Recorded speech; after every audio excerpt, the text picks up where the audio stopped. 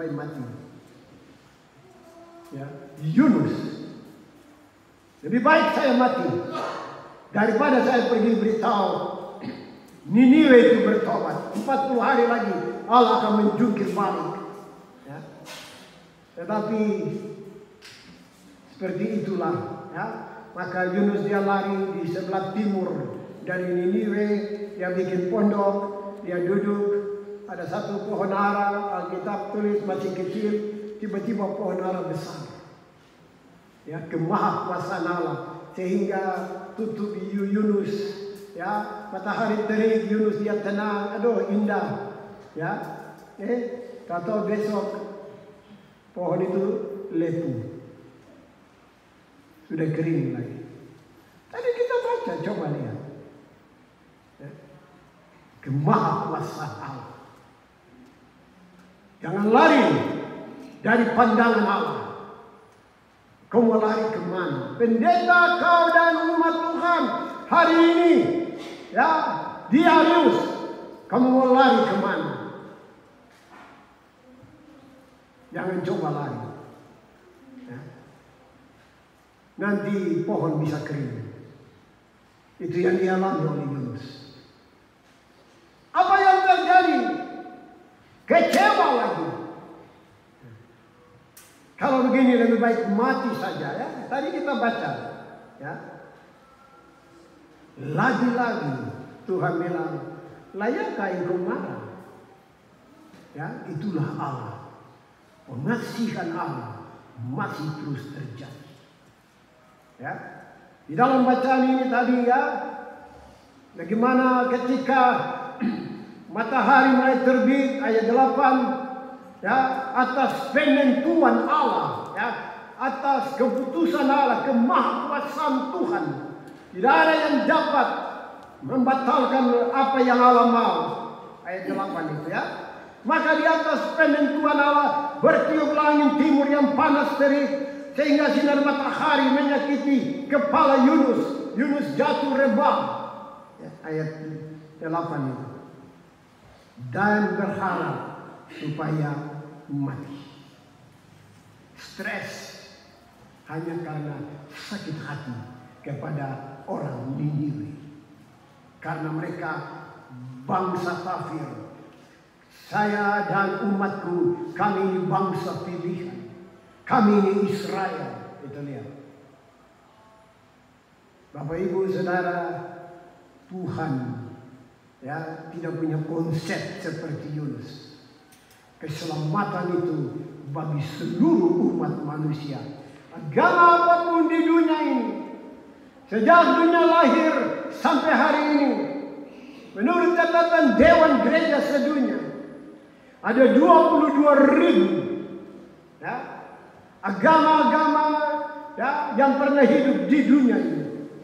Mulai dari zaman primitif, cara untuk bagaimana menyembah Allah, begitu banyak macam-macam, ya, aturan-aturan untuk bagaimana kepada sesuatu yang maha kuasa di atas kehidupan manusia. Banyak, hampir 22.000. Berbagai sampai hari ini. Tetapi Allah tetap Allah, Allah yang tidak berubah. Ya, Allah yang penuh dengan pengampunan. Tidak terbatas hanya untuk agama tertentu. Kasih Allah itu pada umat manusia. Karena itu kita dikoreksi tadi, Yunus dikoreksi, ya, di dalam ayat ke-9. Coba lihat Alkitab. Lihat Alkitab. Mari baca sekali lagi ayat 9 sama-sama. 3. Tetapi berfirmanlah Allah kepada Yunus. Ya. Ini lagi-lagi stres, kecewa, lebih baik mati. Ya. Tuhan tidak merancang kita, ya, untuk gampang mati dalam kekonyolan, dalam kekacauan, dalam stres. Tidak ada di antara saudara dan saya yang minta lahir di dunia, tidak ada. Tidak ada. Ya. Tetapi Alkitab bilang jauh sebelum dunia ini, alam ini tercipta, sudah ada di pikiran Allah konsep untuk saudara dan saya lahir di dunia. Jauh sebelum dunia ada. Ini bukan statement seorang pendeta, tetapi ini Alkitabiah. Mari buka Efesus pasal 1. Coba kita lihat Efesus pasal 1 supaya Bapak Ibu tahu siapa kita. Mari lihat Alkitab, kita baca sama-sama ayat 4 dari Efesus pasal 1. Mari kita baca sama-sama ayat 3. Sebab di dalam Dia Allah telah memilih kita sebelum dunia dijadikan, supaya kita kudus dan tak bercacat di hadapannya. Sebelum dunia dijadikan. Saudara lahir Bapak, umat Tuhan, Bapak Ibu Saudara lahir tanggal berapa? Tanggal berapa? Jam berapa? Bulan apa? Tahun berapa? Suku apa? Ya.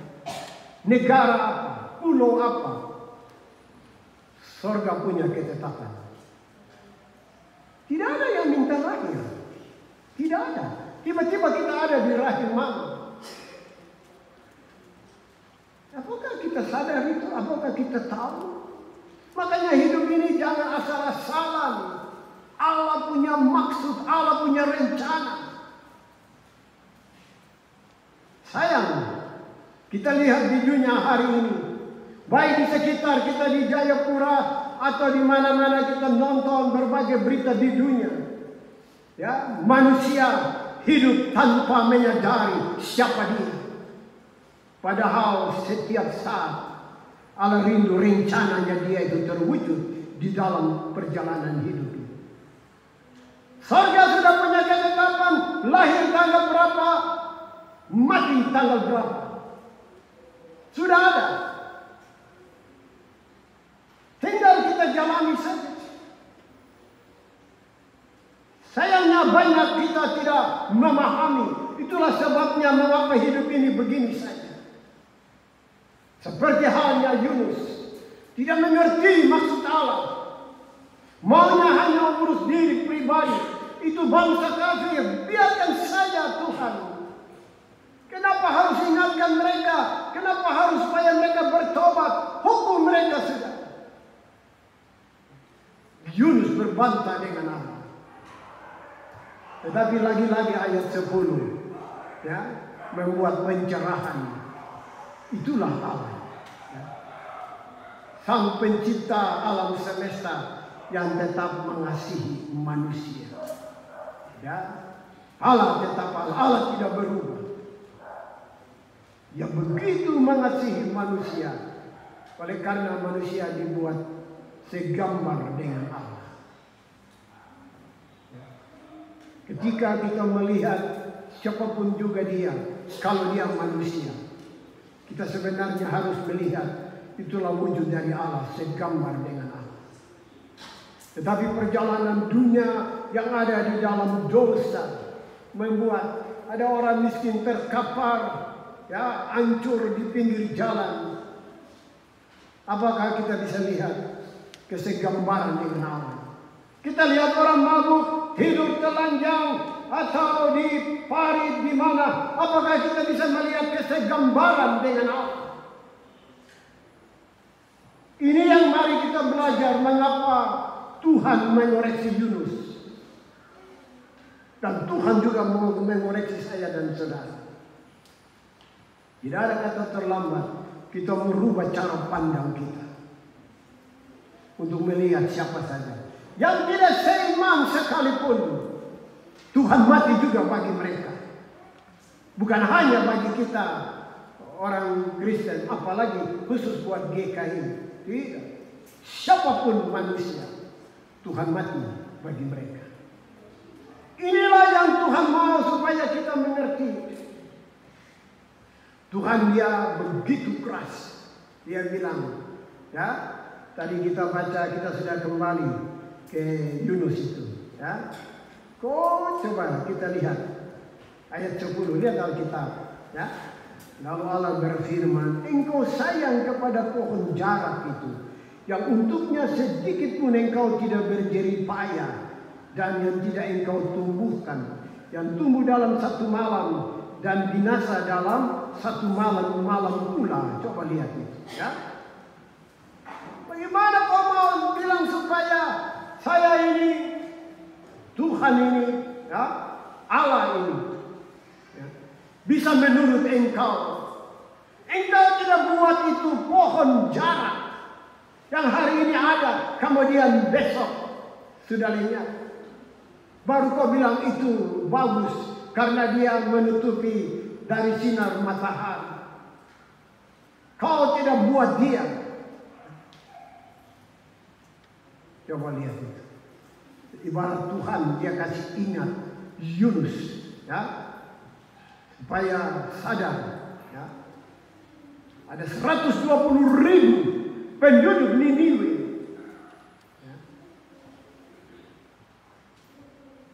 Apakah saya tidak mengasihi mereka? Kau hanya berpikir menurut kau punya cara. Tetapi hendaklah kau paham, aku ini Allah, Tuhan. Ya. Ini yang mau hari ini Tuhan mau kita mengerti, Bapak Ibu Saudara. Ya. Allah mengasihi Niniwe. Ya. Karena Allah adalah Allah. Dia tidak bisa memilih ini dan ini dia tolak. Tidak. Ya. Sayangnya banyak manusia tidak paham. Begitu mereka terjerumus, mereka kira tidak ada pengampunan, tidak ada kesempatan, dan sudah hancur sudah. Tidak. Allah tetap Allah. Tidak ada kebencian di dalam karakter Allah. Yang ada adalah kasih. Dan Allah itu adalah kasih. Ini yang harus kita belajar, kita diajarkan untuk tidak bersikap seperti Yunus, hanya mementingkan diri sendiri. Itu yang tadi kita bisa baca. Ya. Bapak Ibu Saudara, kita diajarkan juga untuk menyadari bahwa hidup ini Allah yang menentukan. Ya, di dalam bacaan tadi kita lihat bagaimana penentuan itu datang dalam otoritas Allah. Ya, di dalam bacaan ini kita juga diminta hendak menyadari, ya, bahwa hidup ini Tuhan yang atur. Ya, semuanya Tuhan yang tentukan. Karena itu yang Tuhan mau, mari fokus. Ya. Sesudah keluar dari gereja, kita berjuang cari makan, berjuang harus masak, berjuang harus keras, besok lagi jatuh bangun. Tetapi kalau firman itu dia sudah hilang dan aduh capek sih, aduh kenapa nasi begini, kita tidak akan merasakan apa-apa. Tidak akan. Ya. Tidak akan. Tetapi sekalipun hanya mungkin nasi apa adanya, bahkan mungkin nasi kosong. Tetapi kita tetap ingat firman yang setiap hari Minggu kita masuk gereja ibadah, yang memberi kekuatan. Pegang janji Allah. Kita tidak akan seperti itu sampai mati. Tidak. Tidak. Tidak akan ada seperti itu. Ya. Bapak Ibu Saudara, sekali lagi saya mau katakan, manusia tidak ditentukan oleh nasib. Tidak. Manusia ditentukan oleh percayanya kepada Tuhan. Ya. Di pinggir Bengawan Solo ada satu sungai besar namanya Bengawan Solo di Jawa Tengah. Dia melewati sekian kabupaten. Ya. Ada satu masyarakat bekas PKI dibuang, diabaikan karena dianggap mengecewakan bangsa. Ya, mereka terlantar mau mati mau hidup terserah. Tapi ada gereja Jawa yang datang dan kami diajak mahasiswa GMKI, kita datang dan lihat Awal-awalnya itu jatuh bangun. Tidak seimbang. Tetapi pelayanan gereja Jawa itu 3-4 tahun mulai lahir satu persekutuan. Tapi masyarakat ini tetap diabaikan. Karena mereka pernah, kita tahu, tragedi ya 30 September itu. Ya. Karena itu ini hanya merugikan negara, mematikan, terserah, sudah abaikan saja. Gereja punya cara pandang yang berbeda. Ini yang kita bisa belajar. Gereja Jawa melihat, mereka datang, dan saya sudah 5-6 tahun mulai ada satu jemaat dibina. Kami datang bergabung mulai pembinaan jalan. Bapak Ibu, saya mau bilang itu jam 3 subuh. Ya, itu dengan bakul-bakul ibu-ibu masyarakat yang diabaikan, jalan kaki 6 kilometer hanya untuk jual kasbi, jual jamu. Sampai di sana pasar sudah buka, ya, dan secara logika siapa yang mau beli? Mereka tiba saja sudah jam 7, jam 8 pagi, jalan kaki jam 3 subuh. Dan sudah ada banyak orang jual jagung, sudah ada banyak orang jual kasbi. Tetapi pada waktu gereja mulai mendidik, mulai ambil alih, dan waktu mereka mau jalan 6 kilometer, mulai dengan doa. Perhatikan ini saudaraku, kita bisa mengubah Arius ini. Ya, belajar dari pengalaman-pengalaman di tempat lain. Jam 3 subuh mulai dengan doa. Dan mulai jalan 6 kilo. Bakul itu bisa sampai 3-40 mama-mama jalan, ya, dengan bakul. Sampai di sana sudah ada pedagang kasbi, pedagang ketimun, pedagang jagung dan segala macam. Tapi saudara tahu, Allah yang mereka percaya itu Allah penguasa alam semesta. Begitu mereka taruh jualan-jualan, Tuhan kirim pembeli. Ya. Hanya duduk 2-3 jam pulang, jualan semua laris. Yang datang pagi-pagi jam 6 dia bisa pulang jam 6 sore. Yang bisa saja hanya beberapa yang laris. Tetapi yang jalan kaki 6 kilo hanya 3 jam habis. Pembeli datang dan beli dari orang-orang yang mulai dengan doa. Tidak ada yang tidak bisa. Apa yang susah? Kita belum sungguh-sungguh dengan Yesus. Ya. Kalau kita memberi tempat bagi Dia, pengalaman-pengalaman di berbagai tempat di dunia, itu bisa terjadi dalam hidup kita. Tidak ada yang tidak bisa ketika kita mau sungguh-sungguh. Bapak Ibu Saudara kekasih Tuhan, Tuhan mau supaya kita belajar dari pengalaman Nabi Yunus. Ya. Kita jangan mementingkan diri sendiri. Ya. Kita diajarkan kalau hidup ini bergantung kepada Allah. Ya. Kita diajarkan untuk selalu fokus terhadap Tuhan. Ya. Kalau ada masalah itu manusiawi. Kalau ada soal, ada beban, ada pergumulan itu manusiawi. Tapi tidak harus segera panik, kemudian stres dan tidak. Tenang dan coba waktu masuk kamar berlutut, menyanyi dan Tuhan, inilah pergumulanku. Kita akan merasakan bagaimana kehadiran Tuhan.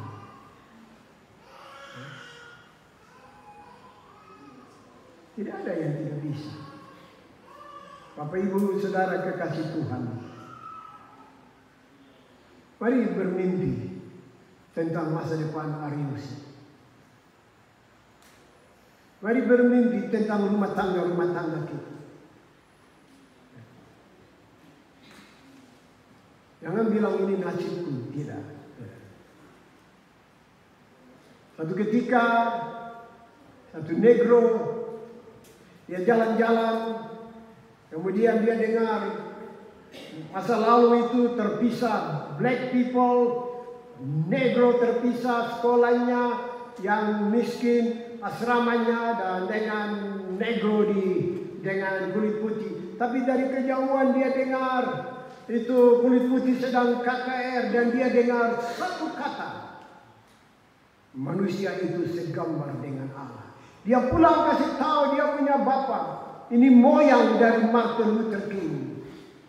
Bapak, kita ini sebenarnya segambar dengan Allah. Moyang itu bilang, oh tidak, yang segambar itu dorang. Kita ini budak. Kita tidak, kita punya nasib budak. Kita tidak segambar dengan Allah. Mereka yang segambar. Tetapi moyang dari Martin Luther King, dia sudah dengar dari telinga ini. Alkitab bilang dengan telinga firman itu masuk. Ya, Roma pasal 10 ayat 17. Firman itu mulai mengganggu dia. Ya, moyang dari Martin Luther King. Dia baca, dia mendapat kekuatan pengharapan. Dia mulai didik opa dari Martin Luther. Opa Martin Luther didik Bapak Martin Luther. Bapak Martin Luther didik Martin Luther King. Itu cara. Saudara, hari ini negro bukan budak. Ya. Ada 9 universitas terkenal terbaik di Amerika. Itu profesor-profesor itu black people, negro. Ya. Manusia tidak ditentukan oleh nasib. Manusia ditentukan oleh pengenalan akan Allah. Hari ini 2023, Panglima Angkatan Perang Amerika, General James, it is the black people, itu negro. Itu budak. Tapi budak sudah tidak ada. Siapapun kita, bagi Allah sangat istimewa di depan Allah. Ya. Soalnya ada di situ. Kita mementingkan diri sendiri. Kita tidak mau orang lain. Seperti Yunus. Ya. Kita sakit hati, benci. Mari kita pulang dari persekutuan ini. Tidak ada kata terlambat untuk kita memahami siapa kita. Ya. Allah punya rancangan-rancangan yang hebat. Ini yang harus kita pahami. Bapak Ibu Saudara kekasih Tuhan, buka Yesaya 32. Mari kita lihat Alkitab Yesaya 32. Kita baca sama-sama Yesaya 32. Nah, saya baca ayat 17.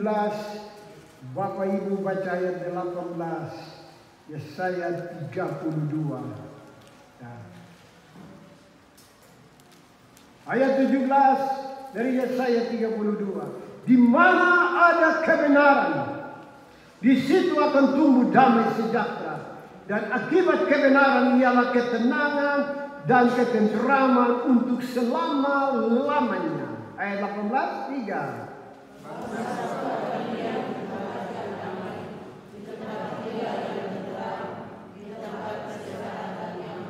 Haleluya. Amin. Ya. Mari kita buktikan bisa. Di wilayah kita bisa. Asal kebenaran di atas segala-galanya. Di mana ada kebenaran, di situ akan tumbuh damai sejahtera. Kan tidak harus kita enjoy bahagia sukacita. Tidak harus, kamu harus makan B2 setiap saat. Ya, makan yang mahal-mahal, siapa bilang? Tidak. Ya. Sumbernya itu damai sejahtera. Dan damai sejahtera sumbernya itu kebenaran. Dan kebenaran itu pengenalan akan Allah. Ini yang menjadi pegangan perjuangan bangsa-bangsa di dunia untuk melihat masa depan yang lebih baik. Tidak ada yang tidak bisa. Ya. Karena itu mari kita pulang dari persekutuan ini lebih serius lagi. Banyak baca Alkitab, banyak waktu berdoa. Hidup ini akan berubah. hidup ini akan berubah. Ya. Kita tidak gampang tersinggung, tidak gampang punya sakit hati, tidak gampang melecehkan orang, tidak gampang iri dan sebagainya. Tidak gampang. Kenapa? Karena kita ada hidup di dalam tuntunan firman Allah. Ya, ujung-ujungnya selalu saja, walaupun liku-liku, tapi liku-liku ini dia bukan rata. Liku-liku ini dia makin hari makin naik, makin naik, makin naik. Dunia ini atau Indonesia atau Papua atau Jayapura, banyak orang punya pengalaman-pengalaman seperti itu. Ketika Tuhan ditinggikan, kita akan merasakan bagaimana hidup itu yang sesungguhnya. Karena itu Bapak Ibu kekasih Tuhan, ulanglah dalam damai sejahtera Tuhan. Ya, saya mau ajak kita lihat Amsal pasal 14. Mari saya ajak kita lihat satu nats yang indah, Amsal pasal 14. Ini yang menjadi pegangan, ya, dari perjuangan Martin Luther King, ditembak tanggal 9 Agustus tahun 1969. Tetapi di atas jenazah itulah terjadi kebangkitan yang hebat. Dan kebangkitan itu menjadi batu lompatan untuk melihat hari depan. Dan itu mereka pegang firman Allah di dalam Amsal 14. Ya, ayat 34. Ini menjadi pergumulan yang membuktikan bangsa itu hari ini di benua Amerika. Mari baca ayat 34 dari Amsal pasal 14 sama-sama. 3. Kebenaran meninggikan derajat bangsa, tetapi dosa adalah noda bangsa. Ya. Kebenaran meninggikan derajat bangsa.